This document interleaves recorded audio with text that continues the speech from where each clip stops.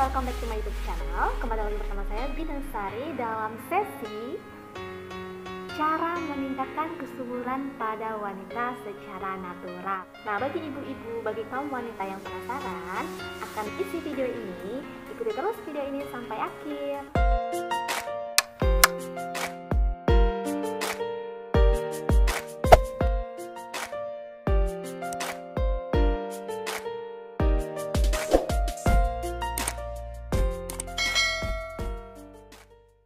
Nah, beberapa waktu yang lalu saya bertemu dengan seorang pasien.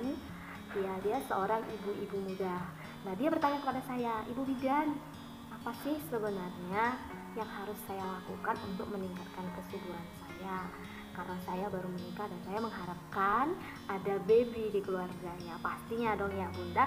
Nah, kali ini kita akan bahas apa-apa saja, hal-hal natural apa saja yang bisa kita lakukan untuk menambah tingkat kesuburan kita, khususnya kaum wanita. Pertama, meningkatkan makanan yang mengandung antioksidan. Nah, sering tuh ada di iklan-iklan makanan yang mengandung antioksidan bisa menangkal radikal bebas. Itu betul. Pada kenyataannya, radikal bebas itu tidak baik untuk wanita dan dapat menurunkan kualitas sel telur wanita. Jadi, kita disarankan untuk mengkonsumsi makanan seperti sayur-sayuran hijau, kacang-kacangan, buah-buahan yang mengandung vitamin E, dan juga makanan-makanan yang berserat. Sudah tahu kan ibu-ibu semua makanan yang berserat ya? Dan ini harus kita konsumsi secara teratur. Yang kedua, menghindari lemak trans. Dan lemak trans ini banyak terkandung di minyak sawit yang menurut penelitian dapat mengganggu ovulasi pada wanita. Karena minyak trans ini dapat meningkatkan kadar gula di dalam tubuh manusia, terutama kita wanita. Yang ketiga, mengurangi asupan karbohidrat dan olahraga. Nggak cuma nasi ya ibu-ibu, pasta, roti, itu juga harus diperhatikan. Kenapa? Karbohidrat juga dapat meningkatkan gula darah, di mana dapat mengganggu produksi kualitas sel telur yang baik. Jadi mulai sekarang ibu-ibu yang makannya 3 kali sehari nasi, gimana ya dibilang yang namanya orang Indonesia yang namanya tidak makan nasi itu namanya belum makan. Tapi untuk meningkatkan kualitas sel telur kita, maka kita harus mengorbankan sedikit daripada itu, yaitu mungkin kita bisa menggantinya dengan kentang, umbi-umbian, sereal, buah-buahan, sayur-sayuran hijau. Nah, itu sebenarnya juga nggak kalah enak ya dibandingkan nasi. Jadi mulai sekarang kita harus perhatikan asupan karbohidrat kita untuk menghasilkan kualitas sel telur yang baik. Yang keempat, meningkatkan asupan serat. Nah, ibu-ibu semua, serat ini diteliti dapat menyeimbangkan kadar hormon dan gula darah dalam tubuh kita. Nah, jadi sekarang ibu sudah tahu ya kandungan serat itu banyaknya di mana? Sayur, buah-buahan. Nah, itu bisa ibu konsumsi langsung ataupun mau ibu jus, itu sama aja. Tapi ingat, jangan ditambahkan gula, itu sama aja. Nah, dibuat jus lalu ditambahkan 2 sendok gula, itu sama aja karena gula juga manis. Jadi kalau bisa, kalaupun harus di jus, tidak usah ditambahkan gula ya. Kelima, mengganti sumber protein yang biasa ibu mungkin konsumsi protein itu dari daging-daging hewani, telur. Nah, ibu harus ganti dengan yang nabati. Kalau ibu-ibu pecinta daging sih ini lumayan menderita ya, karena yang biasanya itu hobi makan daging, tapi tiba-tiba kita harus dihadapkan dengan tumbuh-tumbuhan hijau. Tapi demi harapan kita, jadi kita harus mengkonsumsi yang nabati aja, seperti kacang-kacangan yang dapat menyeimbangkan kadar hormon dan gula darah. Tapi bukan berarti nggak boleh dimakan sama sekali ya ibu-ibu, sekali-sekali boleh. Cuman kalau boleh lebih banyaknya dari nabati.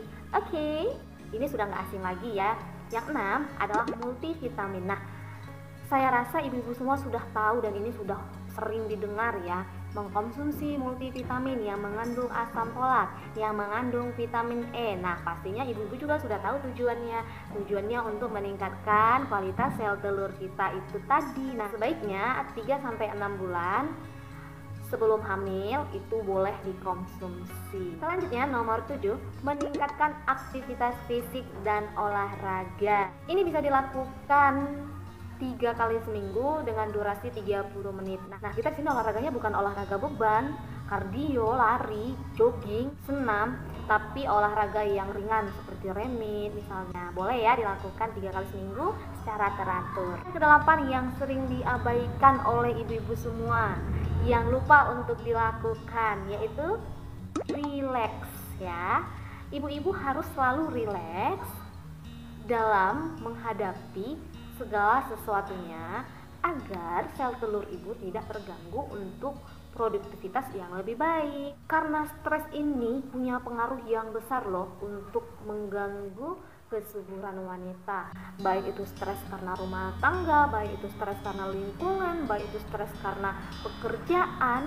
Jadi ibu harus benar-benar bisa menyeimbangkan kondisi emosional ibu dan benar-benar bisa merilekskan tubuh ibu. Nah, sekali-sekali boleh mungkin jalan-jalan atau mungkin holiday. Mungkin pada saat ini susah ya untuk holiday, mungkin bisa untuk kebagian yang ke pegunungan yang segar-segar, yang sejuk-sejuk, yang jauh dari keramaian, untuk menenangkan diri boleh ya dilakukan. Yang ke-9 yang tidak kalah penting, kurangi minum kopi. Nah, bagi ibu-ibu yang suka kopi, ibu tahu dong di dalamnya ada kafein yang dapat mengganggu produksi kualitas sel telur kita. Dan kopi ini sudah diteliti dapat meningkatkan keguguran bagi wanita hamil. Kalau boleh, yang namanya kita lagi program agar menghasilkan sel telur yang baik, nah lebih baik kopi di stop dulu kalau boleh. Yang ke-10, mengatur berat badan yang ideal. Ini sudah wajib ya. Terlalu gendut atau terlalu kurus itu sangat berpengaruh pada ovulasi wanita. Nah, jadi yang gemuk sudah boleh dilakukan diet, tapi ingat, dietnya bukan diet ekstrim. Dalam 10 jam saya harus turun 2 kilo, itu tidak boleh. Nah, dia harus diet yang sehat. Makanannya atau polanya atau olahraganya itu juga sehat. Begitu juga dengan yang kurus, tingkatkan berat badan dengan mengkonsumsi makanan yang sehat. Jangan mengkonsumsi mie instan atau mie goreng, itu kan nggak baik ya. Nah, sekali-sekali boleh, tapi lebih baiknya konsumsi makanan yang sehat. Jadi sekaligus untuk menaikkan berat badan, sekaligus juga dia untuk menambah kesuburan yang nantinya menjadi lebih baik. Nah, baik yang gemuk ataupun yang kurus, jangan putus asa, semua ada solusinya. Sekarang tergantung niatnya. Ayo bangkit, lakukan yang terbaik, pasti bisa. Yang ke-11 ini yang gak kalah pentingnya lagi, ibu-ibu tahu apa?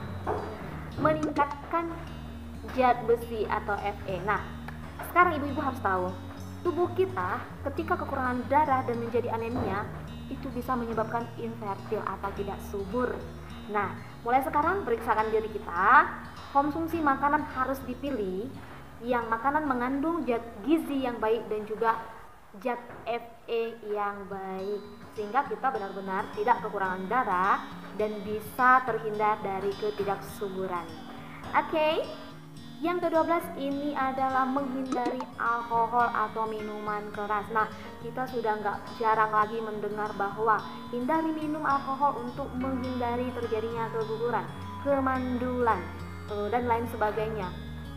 Itu bukan bohongan ya, yang dikatakan itu bukan bohongan, sebenarnya itu benar. Nah, bagi kita kaum wanita yang ingin program hamil, nah yang lagi suka minum atau mabok-mabok, itu udah boleh dihentikan dulu supaya kualitas yang kita harapkan itu benar-benar berhasil kita peroleh.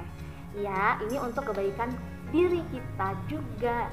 Jadi, stop minuman keras.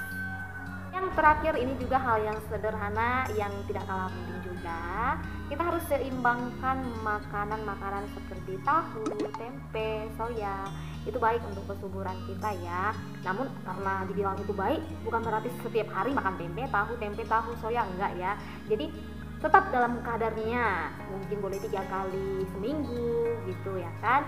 Jadi itu juga dapat membantu meningkatkan kesuburan atau kualitas sel telur kita. Nah, sekarang ibu-ibu sudah tahu dan semua kaum wanita juga sudah tahu apa-apa saja yang membuat kita untuk bisa memiliki kualitas sel telur yang baik. Nah, sekarang tinggal ngikutin saran-sarannya aja dan menunggu hasil yang terbaik yang akan ibu-ibu peroleh. Nah, semoga yang telah mengharapkan lama-lama telah melakukan ini dan segera bisa menimang buah hati. Oke, sampai di sini dulu, semoga bermanfaat. Jangan lupa untuk selalu dukung channel ini, karena dukungan ibu-ibu semua, channel ini akan berkembang dengan baik. Thank you for watching, bye-bye.